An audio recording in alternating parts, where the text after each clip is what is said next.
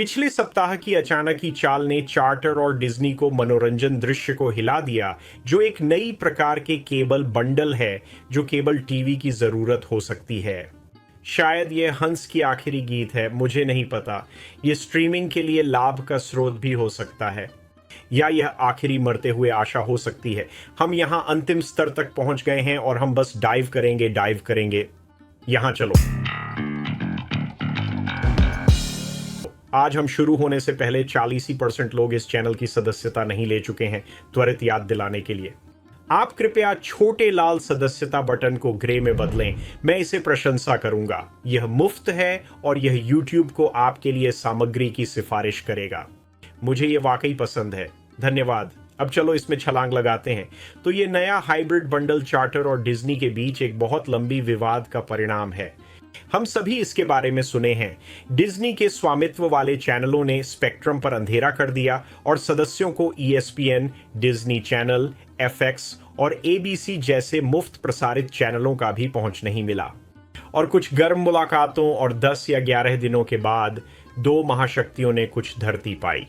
परिणाम एक जीवन भर मनोरंजन का तरीका बदल सकता है। यह संभवतः सही हो सकता है। स्पेक्ट्रम ग्राहकों के लिए यह पहले से ही है। इस नए बंडल के साथ चार्टर सब्सक्राइबर्स को स्पेक्ट्रम के टीवी सेलेक्ट पैकेज के लिए साइन अप करते समय डिज्नी प्लस बेसिक प्राप्त होगा। यदि ग्राहक स्पेक्ट्रम के टीवी सेलेक्ट प्लस के लिए चुनते हैं तो उन्हें ESPN प्लस मिलेगा और यह एक बड़ी जीत है। यह उसी तरह है जैसे केबल प्रदाता के माध्यम से HBO सदस्यता लेने से आपको मैक्स प्लस पहुंच मिलेगी। चार्टर अमेजॉन और एप्पल से प्रेरित हो रहा है। आपको बिल मिलाने की पेशकश कर रहा है। इंटरनेट पैकेज में हुलू को लाइव टीवी सेवा के साथ बंडल करने की अनुमति। दूसरे शब्दों में, चार्टर इसके लिए आपका एकमात्र स्रोत होगा और यह बहुत संभावित है कि यह कुछ अन्य स्ट्रीमर्स भी इसे अपनाएंगे।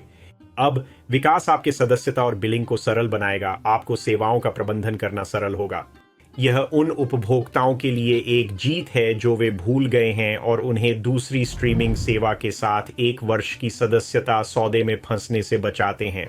स्ट्रीमिंग सेवाओं ने इस मॉडल को संकोच किया है। केबल इंडस्ट्री के विकास के कारण उन्हें मजबूर हो सकता है और मुझे लगता है कि आप जल्द ही कॉमकास्ट से भी इसे देखेंगे। केबल का प्रभाव जितना चैनल के पास रखने की शक्ति है वह कम हो गया है, हम सभी जानते हैं। और जब अधिक लोग YouTube और TikTok और स्ट्रीमिंग सेवाओं की ओर मुड़ रहे हैं और पारंपरिक टीवी के बजाय चीजें बदलेंगी।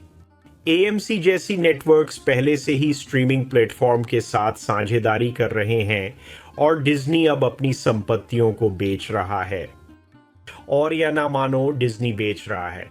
चार्टर इस सौदे को एक तरीका मानता है ताकि पे टीवी उद्योग को बचाया जा सके, खासकर ESPN के अधिकारों को सुरक्षित करके।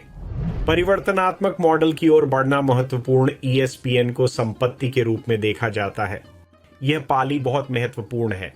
तो हालांकि यह साझेदारी नेटफ्लिक्स, अमेजन और इसी तरह के स्ट्रीमिंग द्वारा बड़े प्रभाव नहीं डाल सकती है। वे रैखिक प्रसारण चैनलों पर निर्भर नहीं करते हैं, इसलिए उनके पास बहुत अधिक विगल रूम होता है। ये कंपनियां विशेष रूप से बाजार का महत्वपूर्ण हिस्सा रखती हैं। बेशक भविष्य में बदल सकता है। अब नया केबल बंडल केबल उद्योग को एकल हाथों से नहीं बचा सकता है, लेकिन यह उन लोगों के लिए जो अभी भी केबल की सदस्यता लेते हैं उनके लिए जीवन सुविधाजनक बना सकता है। क्या यह केबल के लिए जीवन रेखा है? Or is this its last hurrah? Let me know your thoughts in the comments section down below, and be sure to like and share the video out there. And until next time, see ya!